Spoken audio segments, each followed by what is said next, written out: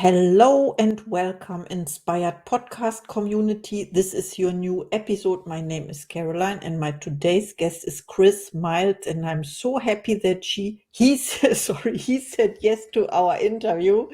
And yeah, how are you doing today? I'm doing well. I'm dandy, And hey, it doesn't matter. I'm like, I can be a she or he, whatever you want me to be. Chris is a very unisex name, right? That's true, but it was, I'm in Germany. I have a good excuse. It's not my mother language, but I do the best I can. Okay. You're amazing. Yep. Thank you so much. Okay, I would like to introduce you to the audience, of course. You are known as the cash flow expert and anti-financial advisor. You are leading authority. No, you are a leading authority on teaching entrepreneurs and professionals how to make their money work for them. As the host of the Money Ripples podcast and author, you have been featured in US News, CNN, Money, and more. With your company, Money Ripples, you have helped clients increase their cash flow by over $300 million in the last 14 years. And I had the tendency to say in the last 14 days. Why not set this as the next goal? Welcome to the Inspired Podcast, Chris Miles. Thanks for having me on. What a great opening, I would say. My first question: what inspired you to become the anti financial advisor, and how does your approach differ from traditional financial advising? I didn't intend to be that way. It's just kind of how life takes you sometimes, especially when you're listening to those whispers, right? Those little voices that you're listening to. For me, I actually started out as the traditional mainstream financial advisor. I actually wanted to be an entrepreneur, right? I was going to be a business consultant at first. But then I thought, if I'm going to become a business consultant, should I have real life business experience? And so I had actually dropped out of college, went to try to find some business. And the first business actually came up being a financial advisor, and not realizing that they actually take anybody who's, pretty much doesn't have a criminal record and can, pretty much pass a test and that kind of thing. So I did that for 4 years, and I was hoping to learn how to become financially free myself, how to help my dad, who had worked so hard all of his life and saved so many years. I was hoping to make him financially free. Well, after 4 years, I sat down with my dad. He was 61 years old, and I looked at all of his finances for the first time in my life. He had paid off all of his debt, including his own home. He was 100% debt free. He had stuffed money into his company's retirement plan, getting the match and everything else. And so he was doing everything right. And then he said, "Okay, Chris, I want to retire. Can I do it?" And I said, "Well, if you want to retire today, you better hope you die in 5 years, because that's when you're going to run out of money." He said, "Okay, well, that's not what I wanted to hear. What else do I do?" And I said, "I don't know. You did everything right from what I teach as a financial advisor. You'd paid off all your debt. You've been saving money in the retirement plans. It should have worked, but it didn't." And that bothered me. And to the point where I didn't have a good answer for him. I started seeking and trying to wonder, what do I do? And it wasn't just weeks later, I'm speaking with a friend of mine who I hired to be a financial advisor, but then he quit to go do real estate investing. And I started talking to him, and he started talking about how he and his dad had started partnering on some real estate deals, and his dad had doubled his income as a professor at the local university. And I said, "Wait a minute, you've only been doing this 4 or 5 months. That's too good to be true. There's no way you can do that." He said, "Well, that's what's happening." And it got me down that little rabbit hole, right? I was like Alice tumbling down the rabbit hole. And the next thing I know, I start to learn what those guys did. I quit being a financial advisor because I realized it wasn't working, not just for my dad, but for all of our clients and even for financial advisors. They couldn't even retire themselves without making commissions. They were only making money off of selling, not actually off of investing. And so I said, I can't be in integrity and teach this anymore. And so I left, and I taught some ballroom dancing on the side. I did mortgages. And then I started learning about real estate investing. And later that next year, I was able to retire when I was 28 years old. And of course, when you're that young and you're able to retire, everyone wants to know, how did you do it, right? And so I started like mentoring friends just one-on-one, for some close friends and whatnot. And then eventually I came out of retirement in 2007 to teach people how I did what I did. And that's kind of how I became more of the anti-financial advisor, because I realized stuffing your money away, saving it in the stock market and mutual funds, and then doing the traditional retirement plans just hasn't worked. It has been proven really not to work in vast majority of cases. Yet on the other side, there's millions of people have done real estate investing that are financially free. So why wouldn't I just do the thing that there's evidence behind? And that's what inspired me to leave, and to really, and not just leave because I wanted to do something else, although being retired was kind of boring. I wanted to do something that mattered in people's lives, and because there were so many people that wanted a way out, that they were on this path of really of scarcity, right? A path of scarcity and lack. I didn't want that to be the case for people. So that's why I have my own Money Ripples podcast, and I'm teaching people how to actually do those things, how to do what you learn at Rich Dad Poor Dad, that's written by Robert Kiyosaki. But so few people ever tell you how to do it. That's what we do. Oh, I see, and I understand what you mean. I also had this book in mind, Rich Dad Poor Dad, when you told the story of the two cases. Let's say the one, your dad doing everything right. Um, I don't know, but in fact, it wasn't right, and you had to Yeah, find another way to make it right. Yes, to adjust. And this also reminds me of the when we say always stick to your goal, but not to the plan. So you had to pivot and to find a better way because there is always a better way, right? that's right. Well, and that's why I realized, like, if it worked for not just for me, because it's one thing if it just works one time, it might be like lightning striking. It may not work a second time. But when it hasn't just worked for me, but for other people that I've mentored over the years that have also done it, yet as a financial advisor, and even knowing other financial advisors where I see their clients, and their clients, when they finally get to a place of retirement, usually in their 60s or 70s, they usually have to live on as little as possible, right?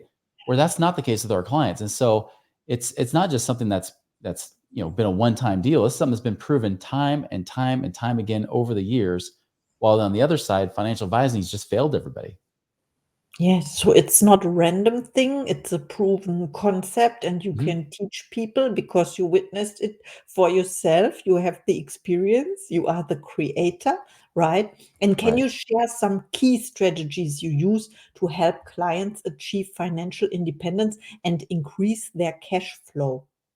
Yeah, they'll give you an example. I'll give you a couple examples. One was a guy, his name was Dan, and he lived in California, the state of California, and he was in the military, one of the high-ranking officials in the military, and did an amazing job saving. He had saved up $1 million in his retirement plan. Yet, when he met with his financial advisor told him, based on today's numbers, not the old stuff where you used to hear the 4% rule, which has been debunked so many times. He said, well, you can live on 3% a year if you don't want to run out of money before you're dead. That means $1 million will create for you 30,000 a year or $2,500 a month, which in the state of California is almost homeless, And so he said, well, I don't want 30,000 a year. Ideally, I've worked so hard to become essentially a millionaire, and now I'm living below the poverty line in the state of California. That's not good. And so that's where he found us on our podcast, and we started having him do a variety of strategies that are real estate backed by real assets, right? So he bought some rentals that somebody else would property manage. So he doesn't have to be the one that deals with the tenants. He buys the property, somebody else deals with all that work. He also started lending his money out. He even did some things in the oil and gas space and some things like buying apartment buildings, getting ownership in apartments and things like that. And at the end of the day, his $1 million now, instead of 30,000 a year, was now creating over $100,000 a year with that same money. Very, very different kind of lifestyle when you think of it that way. That's triple the lifestyle with the same money, right? And another example too, because some people say, "Well, I don't have $1 million," right? Well, I had somebody who really didn't have a ton of money. They had about 100,000 or so in cash, but their main asset they had was their house. Now, understand that these people, they lived in the United States, but they wanted to become expats, right? They wanted to go travel, homeschool their children, and live in a different country, ideally like Costa Rica or Mexico. And they want to give their kids more of a worldview, of world experience that way, and being outside the United States. Well, I said to him, I said, listen, you've got a house that has a lot of equity, so what if you sold the house? Because obviously you want to travel, you don't really need the house to keep it. And we talked about renting it out, but that doesn't seem to make nearly as much sense as just selling it, getting all the equity out of it, and then using that money to invest in other real estate deals that generated about $3,500 or so a month, which was enough for them to be able to go out. She still works a little part-time business that's online, but most of the time they're spending homeschooling and traveling and doing that kind of stuff. Was able to retire their husband so that he was able to help with the homeschooling, and that's what they've been doing ever since, right? And so it's not about, see, everything in financial advice is about locking your money in prison, right? Set it and forget it is a common phrase you'll hear. Or, put your money, pay off all your debt, but then you pay off that debt, finally, and then the money's locked up in a house, right? And you can only get it out if you sell it or if you ask the bank for permission, like you're asking mom and dad for the car keys, right? So it's hard to be able to get the money out. But if you instead of locking your money away into houses or locking your money away into, like a retirement plan where it's locked away till you're at least 60 years old, what if you could have that money in your possession today, get it out of prison and get it working harder for you, right? You got to break it out of prison to do that. And so that's really the big goal of what we've been teaching people. Wow, I understand. And it's so beautiful how you put it. Use your money, not use your money, but don't lock it away or something you said, because Yeah. you can use it now and keep it at the same time, make it work for you. This is the message I received. hmm Yes. And it also Exactly. comes from when we think about the book Rich Dad Poor Dad, there are the four quadrants, I think. Oh, I practiced this one. hmm And one of them is the business and investor, and then I don't know, the four. And one of the ways is let your money work for you instead of working for the money, of course. That's Okay, right. my next question is, what are some of the most common financial mistakes you see entrepreneurs and professionals make, and how can they avoid them? And of course, you mentioned it before. What else? Yeah. Well, a common mistake, I'll separate between business owners and employees because they're kind of different. Employees, the biggest thing is they're always looking for security, but they'll lock their money away into something that's high risk, which is the stock market, right? And they put them into retirement plans where there's no access to that money. So, for example, if you ever have a big emergency, if you don't already have some emergency fund savings outside of your retirement plans, it's locked away. And they make it very hard to get to that money, right? They do not want you to touch it. And if you do, they slap you with penalties and taxes and everything else. Most time, if you work for an employer, they won't let you get to it unless you have to borrow from it and then pay back interest every single paycheck, right? So that's just not always the ideal situation. And so that's one problem that I see a lot of times. People set it and forget it, and they say that because if they actually watch what happens with the ups and downs of stock markets, see the last 15 years have been amazing, way beyond the average, right? The stock market in the last 15 years has been up 14 of those 15 years.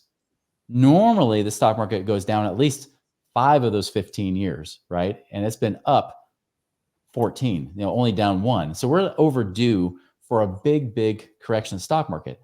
Well, this is what happened to my dad. My dad would set it and forget it. He would just lock it away, hoping that it would be there when he wanted to retire. But then what happened in 2000? We had a big recession, right? Especially with the tech boom that busted, right? We had that. And then, of course, right after then, he starts to get his money recover. And then, bam, then we have the great global financial crisis that happened with all the bank failures. And that was over 15 years ago. We're overdue for another recession, a real one, not a COVID recession, right? But something real. And so as a result, like this is the kind of stuff that always sets people back. They get right to that point and then it stops. So that's the thing, is that most people turn their brains off. They just put their money away, hoping it'll be there someday. And if they just keep saving, then it'll work. But it hasn't. It's been proven not to, which is why you need to get your money working for you. Now, business owners understand this. They know that getting their money working for them is a good thing. The problem is with business owners, however, is that they often will always reinvest, as they say, right? Reinvest money into their business. Well, if you're putting all of your money back in your business, you're not profitable in business. And a business needs to be profitable. It needs to create a life for you and your family too, right? So you need to have enough money coming in. So with business owners, the problem is they're more than willing to invest, but they go all in. They put all their chips into that one business. And if anything were to go wrong with that business, bring up 2020 again, right? If all of a sudden we became a non-essential business, your business could go bankrupt very quickly in a matter of months. Most companies don't even have enough reserves to even last 2 months. So you've got to be very, very careful. This is why for both of these people, you need multiple streams of income. Because if you're a person that has a job, you get laid off, you have no more income. You need multiple streams of income coming in. For a business owner, same thing. Even though you have your own business, nothing is guaranteed. And because even if you have a business that's successful one day, what if the markets shift? What if things change to where you can't adjust as quickly and now you're not making money? So you need to have outside streams of income. But for a business owner, that means you need to be profitable. You need to take money home and then invest that money outside of your business. So then even if your business were to fail, or even weren't, you know that you're never relying on that one stream of income. That is the biggest danger that people have, is they only have one stream of income. And if that shuts down, their family is at risk. Not only the family, yeah, the family, and there are entrepreneurs taking their lives too. So it's like Yeah. when the mindset is not there, or they are so disappointed, no one can help them. And yes, I remember the financial crisis as well, and I went through, not through turbulences, but through pivots and adjustments as well. Mhm. So thank you so much for sharing. Let's talk about your next goals and intentions. Do you set goals, and what is one of your next projects? I set a lot of goals and intentions in different areas of life. I mean, obviously, I'm a marathoner, so I'm trying to run all six of the majors. I've run all the US majors. Now I have Tokyo, London, and Berlin still to run. Want to do that before I'm 50. I have 3 years to go. So come on, guys, let me in. But I have those intentions, but I also have intentions, like even within my business. I'm actually writing a book, and I'm one of those people. I hate writing. I am not someone who enjoys writing. I love doing podcasts, which is why I'm here, but Yes. writing I don't. And so I'm having somebody help me by transcribing these kind of interviews that I'm doing to then put into that book, and eventually create a book that really reach more people, because that's what I really believe I'm here to do on this planet. We call it money ripples because it's not just about getting rich. It's about living a rich life by blessing more lives. It's by allowing you to take that money and that prosperity in your life and helping and serving more people, right? Because money is a magnifier of the soul. It just allows you to be more of who you already are. And so that's what I've been doing, is really trying to create that ripple effect through people's lives. And I'm really excited to write a book so I can actually reach people in a different way. Wow, I love what you shared also about the marathon. You won't believe, I just talked to someone who was on the Berlin Marathon in 2018. And Uh-huh. as I am in Germany, I said, now I'm inspired to to run my first marathon, but I never run before, so I have to train a lot. And when you say you have 3 years, so let's meet up in 3 years for the Berlin Marathon. I don't know. Why not That'd be make wonderful. Yeah, that's a tough marathon for me to get into. It's easier if you're in the country, harder if you're a foreigner. So I have to make the lottery. And so I'm oh, hoping to make the lottery for next year or in 2 years. next year? Okay, next year. Okay, I will look it up because I love challenges and, like, Mhm. challenges. Yeah, this big challenge. Of course, our business Bible. I have to mention this now. Think and Grow Rich by Napoleon Hill. Of Mm. course, I studied every day, one page per day. And he was challenged by Andrew Carnegie, right? This is why I have to mention this. And he said yes in under 30 seconds, because successful people are quick decision makers. Thank you so much for being on my podcast. But I have to ask you, of course, when people reach out to you after listening to this episode, where can we find you? Do you have special offers and services? Yeah, I give a lot of free education and counsel and things like that out there. Moneyripples.com is a great website to go to. Also, our social media is all at Money Ripples. So whether it's Instagram, TikTok, LinkedIn, Facebook, I think we're even on X or Twitter, whatever it's called today, right? I think we're even on that. But yeah, everything Money Ripples, even the Money Ripples podcast is where I teach a lot of these things. I love that. Thank you so much. And now it's time for your first message. Not last message. I don't like this. Your first message to the audience, please. Not my last, my first, right? Yeah, yeah. Because it continues. If you have a message, because this is your first message to the people who then reach out to you. You know Mm. what I mean? Yeah, absolutely. I would definitely say this, that there's always hope. There is always hope, no matter how far things are, how hard it might seem. I've persevered through so many things, and you have too, right? You've overcome many things in your life to be where you are today. You've always made it. You've always been a winner. You have hope for your future too. Your future can be so much better than you might even think possible. It just requires a different way of thinking and a different way of seeing things. And that's why you're listening to this podcast right now. That's why you're here, because you want to have a better life. Absolutely. This made my life better. It was a great episode. Thank you so much.